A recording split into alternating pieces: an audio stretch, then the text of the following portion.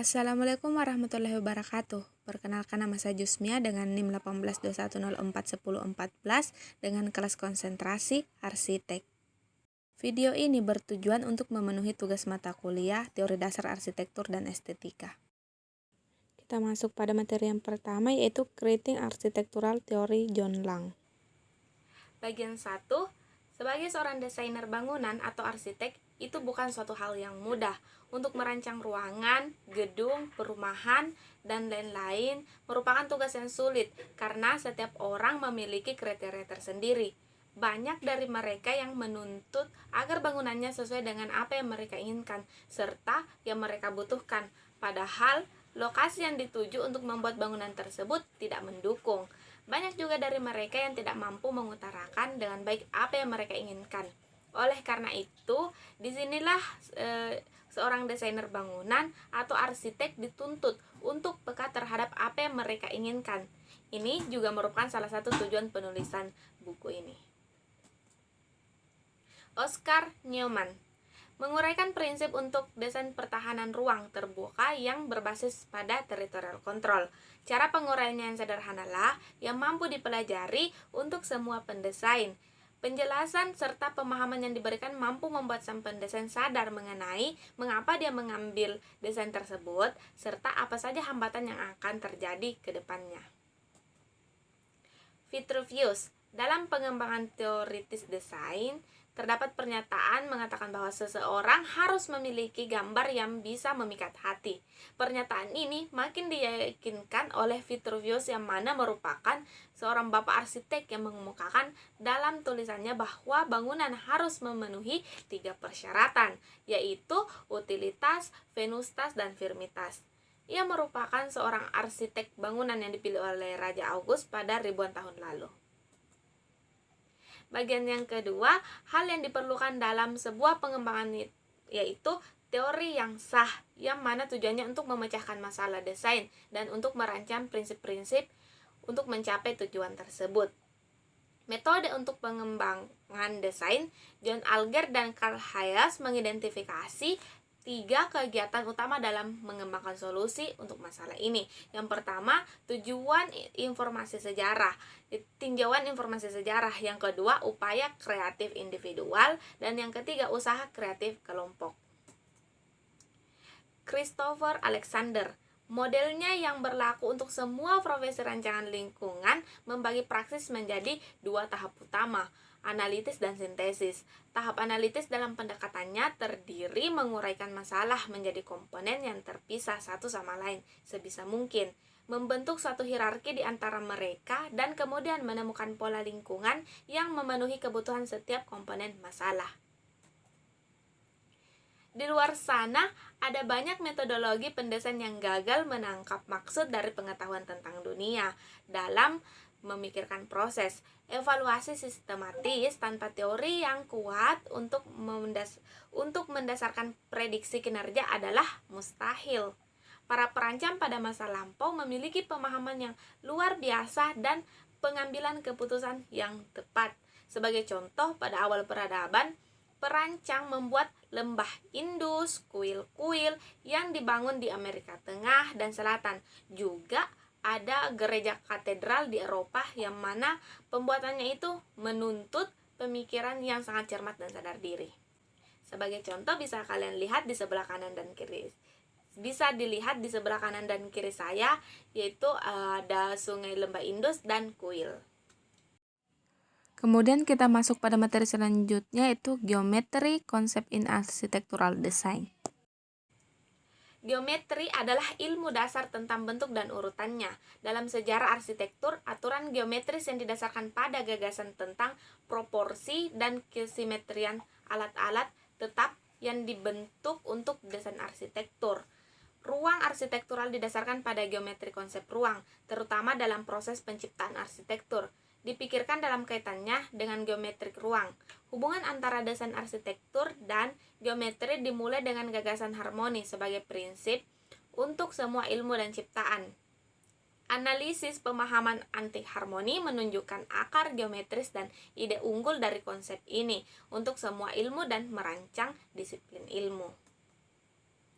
Leon Battista Alberti pada buku The Idea yang ditulis olehnya, baginya bahwa keindahan merupakan harmoni dari semua bagian terkait satu sama lain. Ide-ide yang Alberti berikan pada dunia arsitektur merupakan ide-ide klasik. Johannes Kepler terkenal sebagai ilmuwan, astronomer, dan ahli matematika, mendasarkan harmoninya konsep geometri, terutama Platonis padatan. Geometri konsep dasar dalam teorinya adalah dasar alam dan sains serta seni dan musik. Oleh karena itu, juga kreasi dan desain didasarkan pada konsep dunia geometris. Le Corbusier merupakan perancang konsep arsitektonis dan membuat sesuai dengan aturan geometris dalam arsitektur modern, tetapi tetap terikat pada konsepsi klasik tentang harmoni. Perspektif, misalnya, mempengaruhi kembali ke desain objek. Contoh klasik dari sebuah arkade halaman di Palazzo Spada di Roma ditandatangani oleh Francesco Borromini pada tahun 1635 adalah trompe Eole arsitektural di mana baris kolom yang semakin berkurang dan lantai yang naik menciptakan ilusi optik dari galeri yang panjang. Contoh nyata dapat dilihat di Gedung Pusat Sains Paino di Wolfsburg, Jerman. Banyak dibangun oleh Zaha Hadid pada tahun 2005. Interaksi antara perspektif dan objek bertanda tangan seringkali terlihat di Zaha pekerjaan Hadid. Kita masuk pada materi selanjutnya, yaitu analogical model in architecture. Di dalam sebuah artikel yang berjudul Function of Tacit Knowing in Learning to Design, yang mana isinya ditujukan untuk para peneliti bangunan agar yang lebih diperhatikan dalam meneliti itu adalah cara seorang arsitek menciptakan rancangannya, bukan mengandalkan model rancangan ideal yang mereka impikan. Adapun tujuan utama penulisan artikel ini yaitu untuk membantu para arsitek ketika kesulitan dalam menentukan jenis model analog apa saja yang digunakan para arsitek serta beberapa penjelasan mengenai konsep utama model analog. Secara historis, arsitek dan desain perkotaan memiliki hubungan melalui penggunaan model teoritis yang sama. Dibanding dengan aktivitas desain, arsitek lebih memiliki pengaruh yang kuat. Di dalam dunia Islam, ada banyak pertukaran budaya, baik yang di masa lalu dan sekarang, yang menjadi contoh dalam memahami prinsip utama bentuk.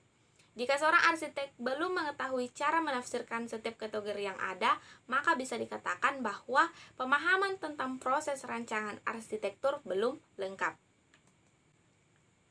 Macam model bangunan dalam analogi formal. Yang pertama, model spiritual.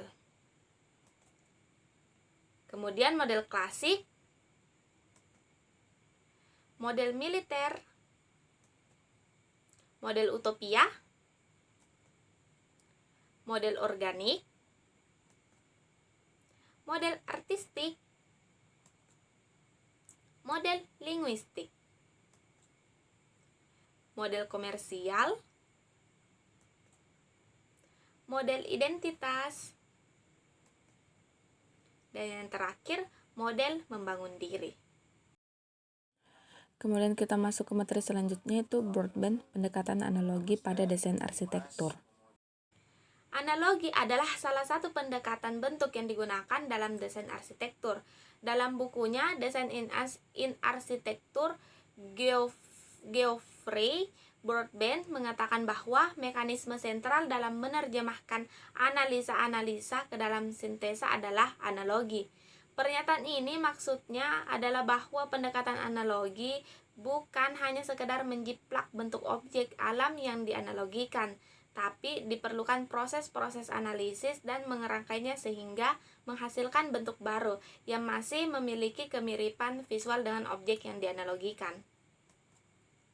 Suatu pendekatan analogi dikatakan berhasil apabila pesan yang ingin disampaikan atau objek yang dianalogikannya dapat dipahami oleh semua orang. Oleh karena itu harus terdapat benang merah antara bangunan dan objek yang dianalogikannya dalam proporsi tertentu sehingga tidak menjadi terlalu naif seperti menjiplak secara mentah-mentah. Dalam buku Design in Arsitektur karya Broadbent, pendekatan analogi dibagi ke dalam 3 macam, yaitu analogi personal, analogi langsung, dan analogi simbolik. Yang pertama, analogi personal. Analogi secara personal berarti sang arsitek membayangkan dirinya sendiri sebagai bagian dari permasalahan dalam desain arsitektur.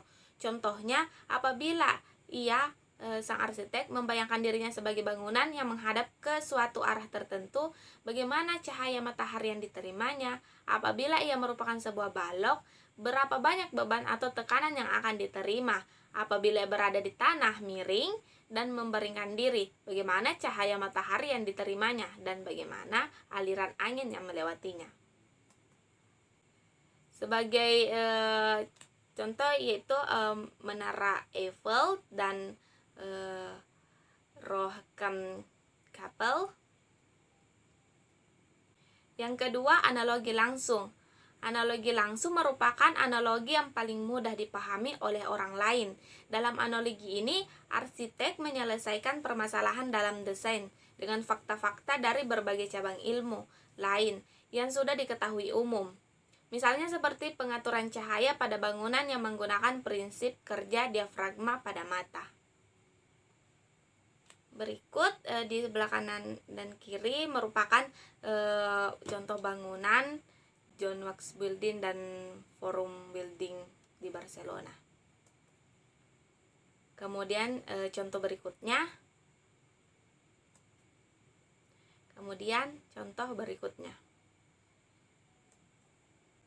Kemudian yang ketiga itu analogi simbolik. Pada analogi simbolik, arsitek menyelesaikan permasalahan dalam desain dengan memasukkan makna tertentu secara tersirat. Analogi ini merupakan bentuk analogi secara tidak langsung. Unsur-unsur yang dimasukkan dapat berupa perlambangan terhadap sesuatu, mitologi lokal atau simbol lainnya. Berikut merupakan contoh bangunan yang menerapkan pendekatan analogi simbolik. Di sebelah kanan dan kiri saya. Kita masuk pada materi selanjutnya, yaitu konsep-konsep dalam arsitektur.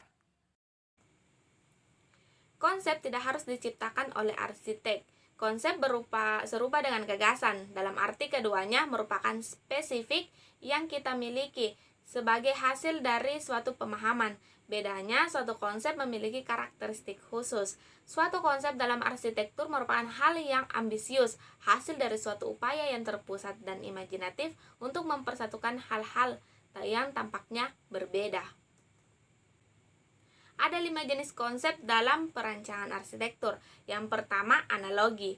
Memperhatikan hal-hal ini contoh bangunan dengan menggunakan konsep analogi. Yang kedua, metafora atau perumpamaan dan memperhatikan abstraksi-abstraksi. Contoh bangunan dengan menggunakan metafora. Kemudian hakikat, memperhatikan di luar kebutuhan-kebutuhan program. Konsep programatik, memperhatikan syarat-syarat yang dinyatakan. Dan yang terakhir adalah cita-cita, memperhatikan nilai-nilai umum. Baik, itulah tadi serangkaian materi yang sempat saya